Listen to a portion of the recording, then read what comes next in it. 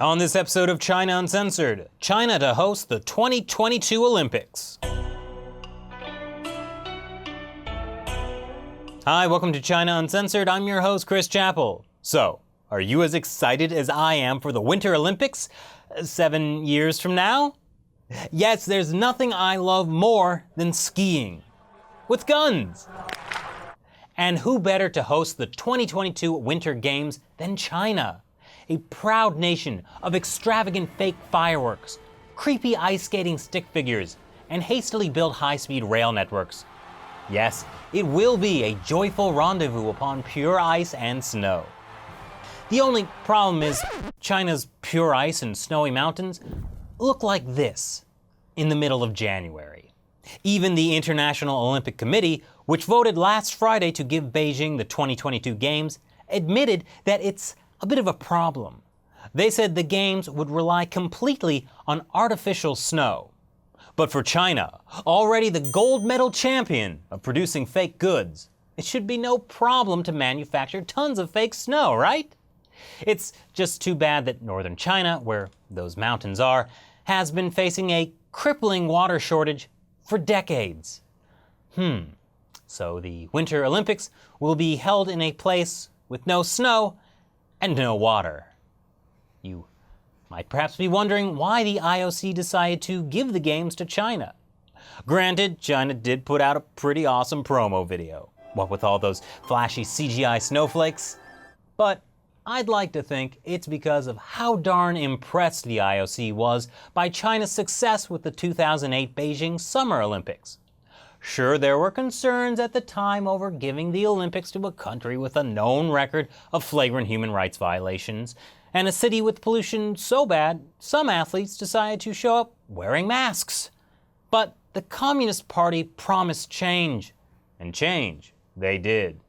Now, you're not allowed to complain about human rights or pollution. Okay, so the promises for reform may be only as real as the natural mountain snow. But perhaps the real reason Beijing was chosen is because practically no one else wanted the Olympics. Some of the other original contenders, the countries that actually have snow, Norway, Sweden, Poland, opted out because the cost of hosting the Games made it extremely unpopular among voters there. And Ukraine backed out because, they were busy dealing with other stuff. That left literally only Kazakhstan and China. Kazakhstan is a country with a president that's run unopposed since 1991. China has a president that doesn't need to run at all. So it became the choice between an authoritarian regime that violates human rights and an authoritarian regime that violates human rights and has snow. In fact, that was the main point of focus in Kazakhstan's Olympic promo. Real snow, real winter ambience, real winter games. Almaty 2022, keeping it real. The IOC narrowly voted for the country without snow. There are some advantages to Beijing. It has all that infrastructure from the 2008 Olympic Games, some of which can be reused, which is good because the Bird's Nest Stadium has basically stood empty since then. It also might result in new construction projects. A proposed new rail line will connect Beijing with nearby Jiangjiakou City, reducing a 3-hour trip to only 50 minutes. So even after the Olympics, people can still get to all those non-existent ski slopes that much quicker.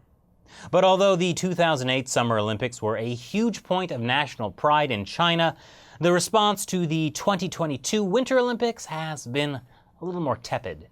During the run-up to Friday's announcement of the Olympic host city, the hottest trending topic among Chinese netizens was Korean pop star rain, which I suppose is the closest thing to snow Beijing is going to get. As for those pesky human rights concerns, China's Bid Committee Deputy Secretary Wang Hui said, "We will faithfully and strictly follow the rules and regulations set forth by the IOC in terms of human rights protections," just like they did in 2008. So, what do you think?